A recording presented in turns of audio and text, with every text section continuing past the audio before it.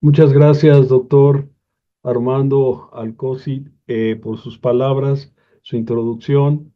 Quiero aprovechar para enviar un saludo al presidente de la sociedad, el doctor Juan Francisco Martínez, y al vicepresidente Alberto Quiñones, y expresarle mi sincero agradecimiento a la licenciada Mariana Paniagua por todo su oficio para que estemos aquí con ustedes compartiendo estas ideas.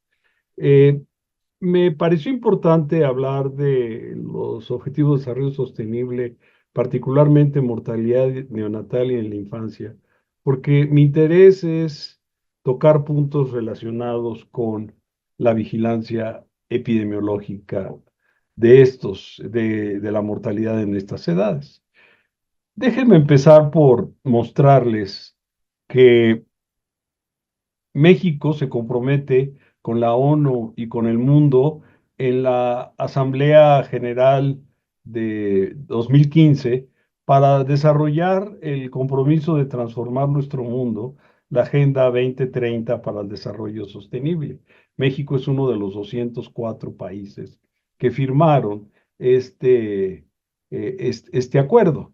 Una de las cosas importantes es que venía saliendo del compromiso de los objetivos de desarrollo, no, perdón, de los objetivos del milenio que buscaban fundamentalmente erradicar la pobreza, pero aquí yo quiero que se fijen en la palabra desarrollo sostenible, porque en realidad la sostenibilidad quiere decir algo que perdure, algo que continúe, entonces es un asunto que trasciende a las generaciones.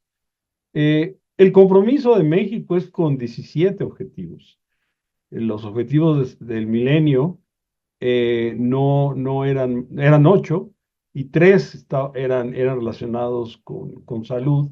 Y ahora nosotros tenemos solamente uno relacionado con salud, el número 3, pero vemos una gama complejísima de objetivos que se propone la Organización eh, de las Naciones Unidas y que convocó, como les dije, a 205 países.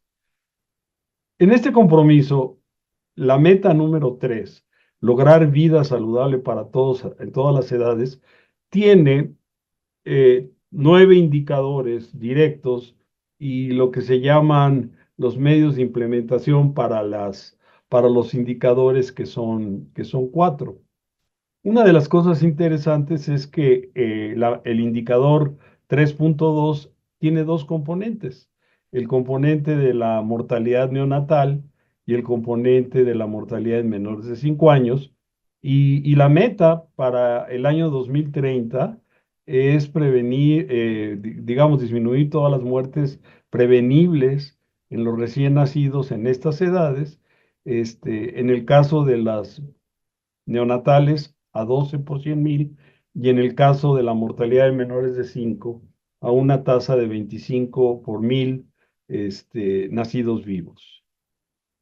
Hay una agencia dentro de Naciones Unidas que se encarga de hacer el monitoreo.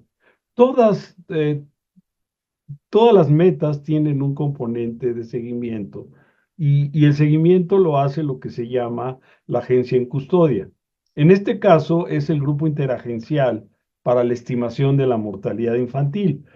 Le vamos a decir ICME, de Naciones Unidas. Y el ICME lo componen pues UNICEF, el Banco Mundial, la OMS y la División de Población del, ¿cómo se llama? De las Naciones Unidas. Lo que hace este organismo es tomar las fuentes de información disponibles en los países y hacer los cálculos de dónde está la mortalidad, en este caso en la infancia, y dónde estará para determinado año. Lo que ven ustedes en la línea azul es la estimación. Lo que ven destacado en los cuadritos del lado derecho son las fuentes de información. Y lo que ustedes pueden ver que para el reporte de 24, pues ellos se quedan con datos hasta 2018 de las estadísticas vitales. No meten más información y meten informaciones de las encuestas de ENADID para hacer su estimación, que son estimaciones indirectas a través de historias de embarazo. ¿Qué es lo que no incluyen? Lo que no incluyen son las estadísticas vitales hasta 2022 o 2023, y vean ustedes que se pega mucho esa información a lo que ellos están estimando. Es curioso que no lo hagan, pero pues, ellos argumentan que la calidad era mejor hasta 2018.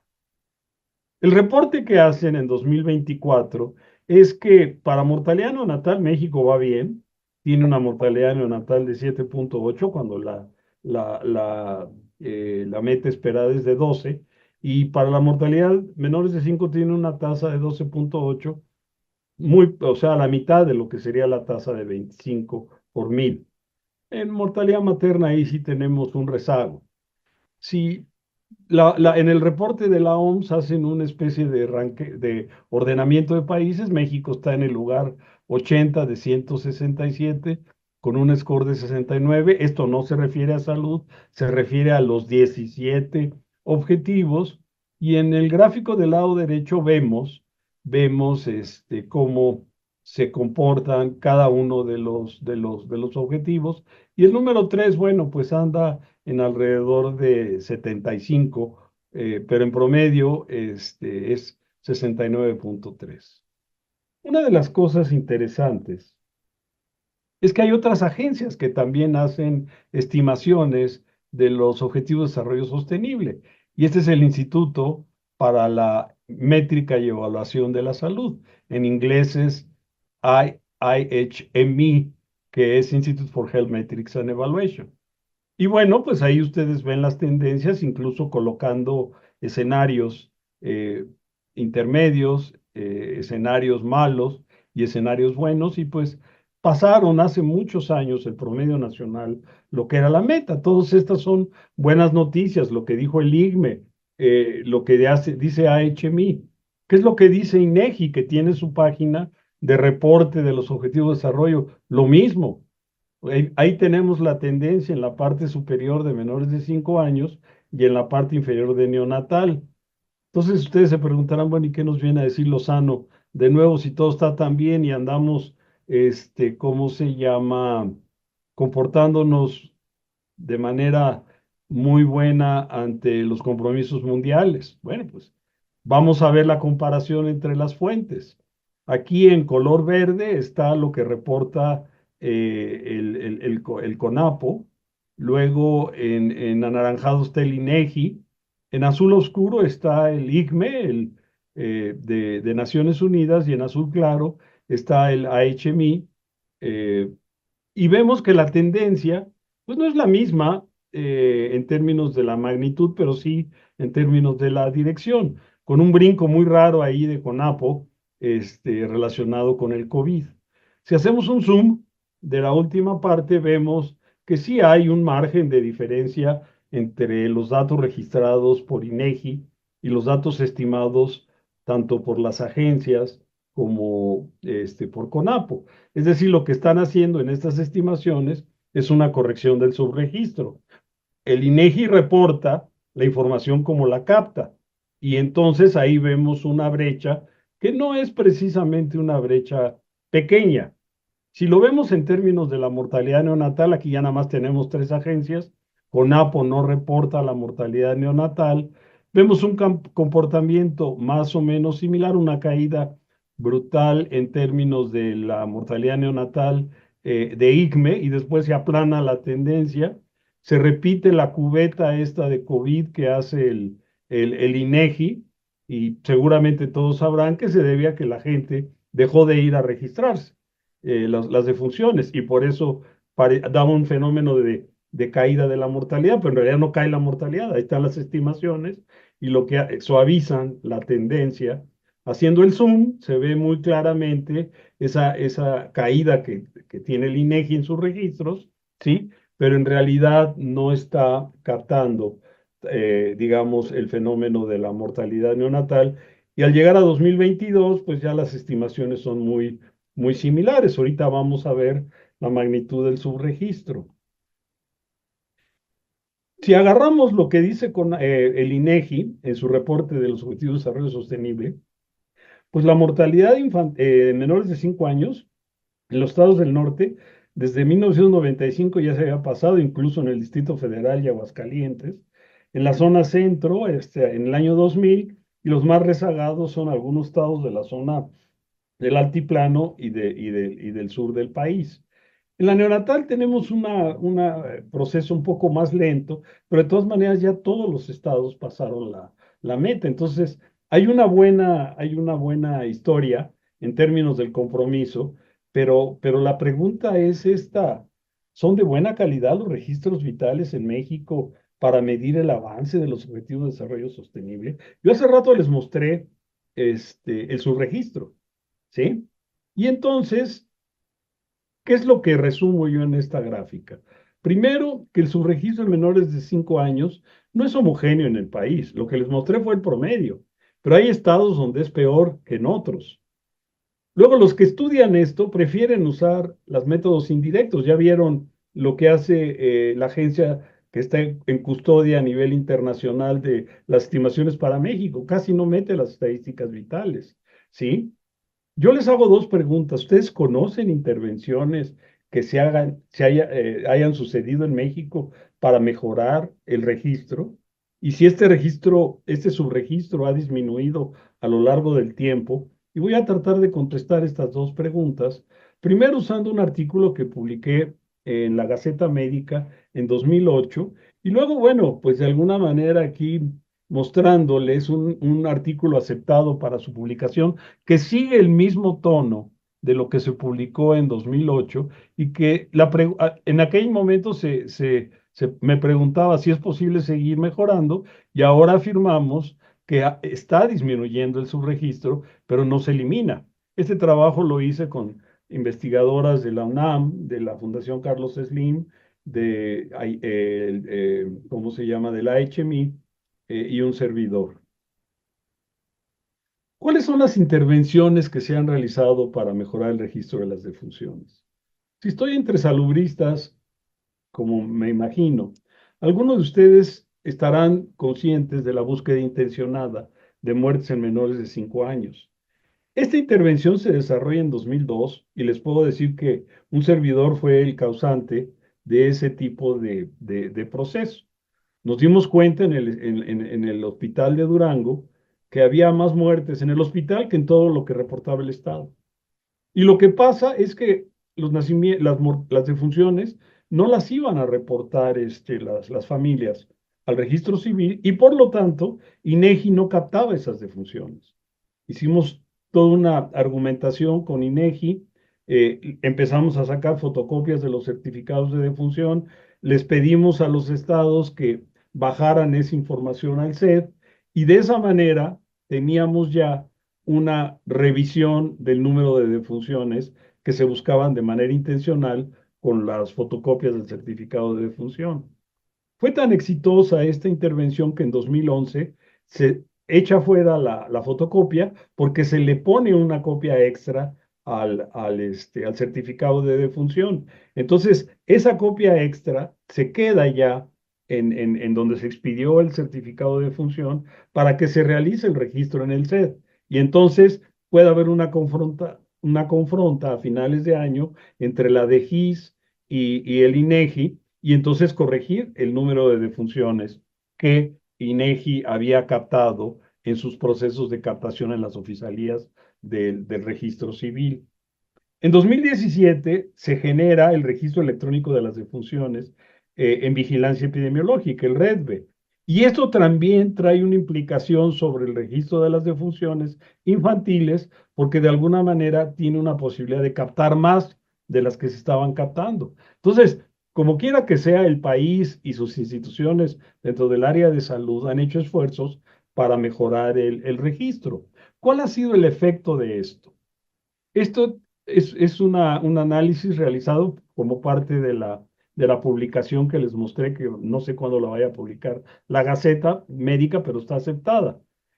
Nuestro estándar de oro en verde lo establece las defunciones que estima el Instituto para la Métrica y Evaluación de la Salud. Y las observadas o las registradas son las que aparecen en azul por el INEGI. En este caso son las muertes que sucedieron ese año. Entonces, claramente ustedes pueden ver que cuando entra en 2002 la búsqueda intencionada, había una tendencia descendente de la mortalidad y luego hay un pico. ¿Por qué? Porque se captó más y se hace más pequeña la brecha que venía existiendo, aunque la brecha va disminuyendo, en ese año se hace más pequeña. Si vemos el otro momento, cuando saca la fotocopia, hay un ligero incremento en 2011 y en 2017, cuando entra el sistema electrónico de vigilancia, también se ve otro pequeño aumento de la mortalidad en menores de 5 años en el promedio nacional. Si vemos por estados y lo vemos en términos de las muertes neonatales, acuérdense que la muerte neonatal es la que sucede entre el día 1 y 27 de vida, antes de que se cumplan 28 días de vida.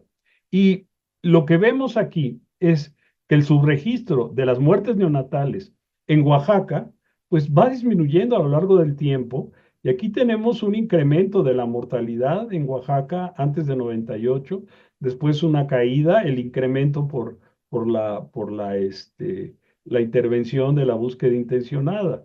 En Chiapas también se ve ese incremento y después algo que yo todavía no me explico es que en Guerrero no ha cambiado la mortalidad desde 1992, está plana. Y ustedes me dirán, es que es muy buen estado, es que es muy bueno el estado de salud, o también me dirán que el sistema de registro deja mucho que desear. Porque las estimaciones, vean ustedes el tamaño del subregistro, y a pesar de que las estimaciones dicen que va bajando, pues no logra acercarse esa brecha como en otros estados, Oaxaca o Chiapas. Estos son municipios muy alta marginación. Si vemos municipios de alta marginación.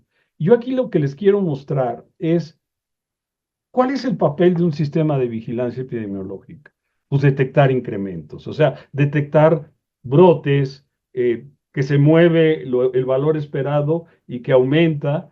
Y bueno, yo no logro entender por qué no hay antecedentes en la literatura o en la prensa del incremento que hubo en Tabasco de mortalidad neonatal entre 2009 y 2010.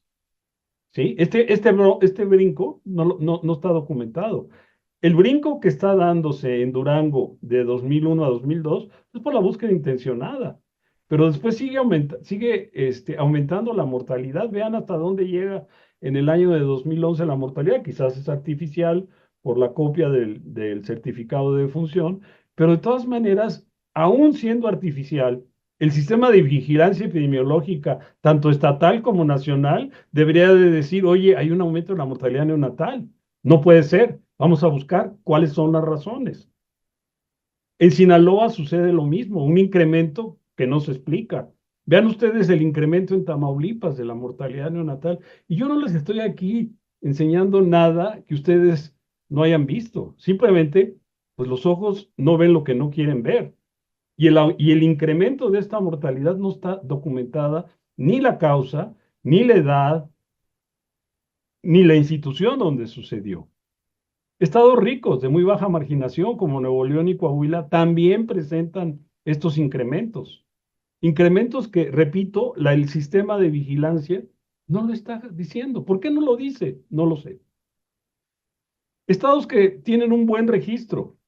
Bueno, pues vean ustedes cómo los estados que tienen un buen registro no tienen brincos, toda la mortalidad va descendiendo, el subregistro es muy pequeño, de hecho hasta desaparece el subregistro considerando el estándar de oro ya cuando llegamos a 2022.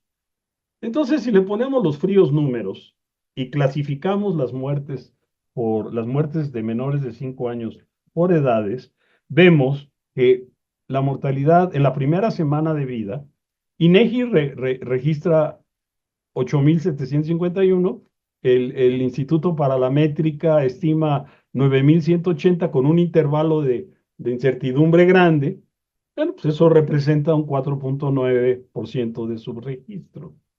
Como estamos hablando de estos dos objetivos de desarrollo sostenible, el 3.21, que es menores de 5 años, y el 3.22, que es el neonatal, pues vemos que el subregistro es de 12% en menores de 5 años y de casi 9% en la mortalidad neonatal.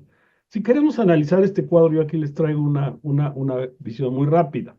Si vemos la magnitud, vamos a ver la columna en términos verticales, la segunda columna.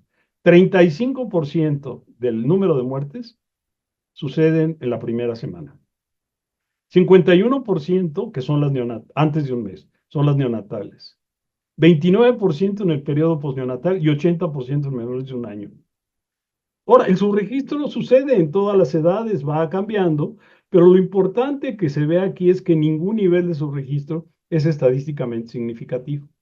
¿Sí? Es por eso los valores caen dentro del intervalo de incertidumbre. A mí lo que me interesa es llamar su atención, porque el sistema de vigilancia epidemiológica no solamente debe dar cuenta de lo que son los objetivos de desarrollo sostenible, sino también debe detectar grupos vulnerables de recién nacidos. Y para mí un grupo vulnerable de recién nacidos son los que mueren antes de cumplir un día de vida. Así como lo oyen, antes de cumplir un día de vida, en el día cero, fallecieron.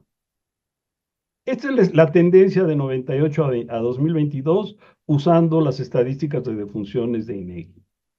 En 1998 fueron 9,000 muertes en el día cero. En el año 2022 fueron 3,500. Es decir, en el año de 1998 era una muerte cada 25 muertes cada día, o sea, uno cada hora. En 2022 bajó un 61%. Son 9,6 muertes cada día o una cada 2,5 horas. No es una cantidad menor, son muchas. Si hacemos, imagínense ustedes que juntamos todas las muertes en un día y decimos, ¿a qué hora sucedió la muerte? Y lo que vemos son, pues ahora sí que tendencias, sesgos de redondeo, que los puse en amarillo, a las 12 horas y a las 18. Pero ustedes pueden ver que pues, no hay un patrón que diga que es diferente a determinada número de horas. Lo que sí les puedo decir es que la mediana es alrededor de las 12 horas. Y a lo mejor es por los sesgos de redondeo en términos de las horas. Si nosotros vemos las defunciones en México neonatales, que es lo que les estoy mostrando en esta gráfica, ustedes ven, primero está en escala logarítmica, ¿sí? Esa es la escala que está presentada de 1 a 3,000, que es la punta de lo que está en rojo del día cero. El día 1 y el día 2 de vida son más de 1,000 muertes. Y después empieza a descender y hay días como el 21, el 24, el 27 que son menos de 100 muertes. Esta gráfica no sé si la logren ver con cuidado en su pantalla. Si están viendo por teléfono, la verdad no les va a servir el tamañito, pero lo que les estoy mostrando es el número de muertes en días. Después llegamos al día 30 en meses, después llegamos al mes 12 en años, y ahí nos vamos hasta 100 años. ¿Y qué es lo que pasa? Vean ustedes lo que sucede el día cero. El día cero, 3,500 muertes, que si trazamos una línea horizontal, vamos a cruzar el número de muertes hasta llegar al año 27. Es decir, el número de muertes en el día cero no logra, o sea, ningún año logra superar, ningún mes, ningún día, ese número de muertes hasta llegar a 27 años, donde las causas son los homicidios, otro tipo de patología. Este es todavía más dramático. Todos son en años. Entonces, los que se mueren antes de cumplir un año, se mueren en el año cero. Bueno, pues en el año cero se mueren 18,000 niños en este país. Sí, un poquito más, cerca de 20,000 niños en este país. Y ni en ningún año de la vida de las muertes en este país supera ese número. Yo sé que nos preocupa mucho las muertes de la vejez, las crónico-degenerativas, pero algo nos está fallando, que no le ponemos atención a la gran cantidad de muertes que hay en los niños menores de un año o en los niños menores de un día, que ese es el que le estoy llamando la atención. ¿Qué pasa cuando una estadística es mala en términos de subregistro? Aquí la ven. Los que registran bien, como Puebla, se los mostré hace rato, como Guanajuato, como Ciudad de México, son los que más riesgo tienen. Y los que registran mal, como Sinaloa, como Guerrero, como Nayarit y Durango, son los que mejor les va. Esto no lo podemos creer. Tenemos que corregir el subregistro, tenemos que hacer este análisis para decir cuál es el verdadero riesgo. Pero esto es diferente, esto que le estoy mostrando del lado derecho. Esto es la tasa de mortalidad a los 0 días por 10,000 nacidos vivos según el proveedor de servicios. Entonces, tenemos dos tipos de ubicación. Los niños que se murieron fuera de la unidad médica es lo más riesgoso, 48.7 por cada 10,000. Pero dentro de los que se murieron desafortunadamente en la unidad médica, tenemos los que fueron en otra unidad médica que no tenemos identificada. El mayor riesgo, 35, después en Pemex, después en la Secretaría de Marina, después la Secretaría de Salud. Y el que está más abajo es los servicios médicos privados. Si vemos las que están en más clarito, representan el 80% de los nacimientos en el país. O sea, 80% de los niños nacen en unidades privadas, IMSS y SSA, entre esos tres. ¿Sí? Lo que sucede en Pemex, en la Secretaría de Marina, ¿por qué es tan alto el riesgo? Bueno, son pocos nacimientos, ¿sí? Y son más muertes de las que deberían de suceder. Este cuadro es revelador porque a lo mejor el problema de la tecnología es el que está pesando, ¿sí? El problema de la calidad de la atención es el que está pesando en estas diferencias del proveedor de salud. Esta gráfica confirma lo que se sabe, lo que se espera. El riesgo más alto de morir es en los niños inmaduros, en las niñas y niños inmaduros. El riesgo de morir es de 170 por cada 1,000 nacidos vivos, pero son niños que tienen menos de 27 semanas de gestación. 27 semanas de gestación son niños que la OMS las clasifica como inmaduros. Pero entre 28 y 36 semanas son los niños prematuros. Y el riesgo es de 5 por 1,000 nacidos vivos. Y el riesgo de los niños entre 37 y 42 semanas de periodo de gestación es de 1.4. Entonces, bueno, se ve claramente que el riesgo de morir de los inmaduros es altísimo en comparación con el riesgo de morir de los productos maduros. Pero algo que yo no acabo de comprender es este cuadro. Porque, ¿por qué es tan bajo el riesgo? Porque son muchos nacimientos a esa edad. O sea, tenemos 1.6 millones de nacimientos en 2022.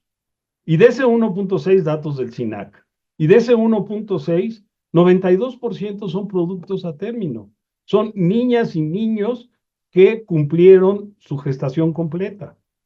Y de esos que cumplieron su gestación completa, 59% se murieron el primer día. O sea, no, perdón. De los 3,500 que se murieron en el día cero, 60%, 59% eran embarazo a término.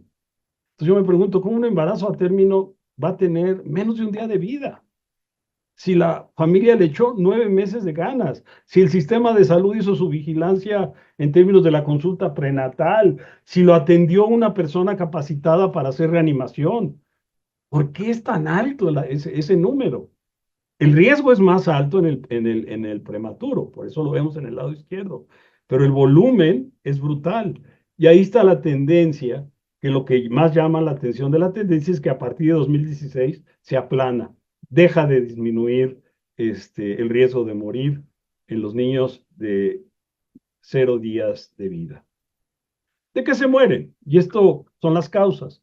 Y les ofrezco una disculpa por presentarles causas a nivel de cuarto dígito, tan detalladas, pero yo quería resaltar que cuando vemos a los niños entre 22 y 42 semanas, toda la gama de defunciones, La primera causa es el síndrome de dificultad respiratoria del recién nacido. Vemos problemas de asfixia del nacimiento, vemos problemas de inmadurez extrema, problemas de malformaciones congénitas, que tenemos que analizar con mucha calma estas causas, porque a lo mejor estas causas, cuando las vemos en los niños inmaduros, pues son muy difíciles de manejar. Pero cuando las vemos en los niños prematuros o en los recién nacidos de un embarazo completo, pues ya no son causas que podemos ignorar como que no eran evitables, ¿sí? Porque en el caso de los inmaduros, eh, uno de cada tres es por inmadurez extrema, y si le sumamos el 3.3 de otros recién nacidos pretérmino, pues llegamos a cifras o extremadamente bajo peso al nacer, pues llegamos al 40%. Pero ya pasando a otros grupos de edad, empezamos a encontrar problemas respiratorios. Entonces, ¿dónde está el problema, la calidad de la atención en la reanimación del recién nacido? Porque aquí nos están mostrando que hay serios problemas en ese sentido. Yo quiero concluir con esto. Aunque el promedio nacional y estatal indique progreso en los indicadores 3.2, mortalidad neonatal y mortalidad en menores de 5 años, no se puede bajar la guardia en dos áreas: en mejorar la calidad del registro, ¿sí? Y en hacer una buena vigilancia de poblaciones vulnerables. Yo después de esto me da vergüenza mi sistema de vigilancia epidemiológica en México.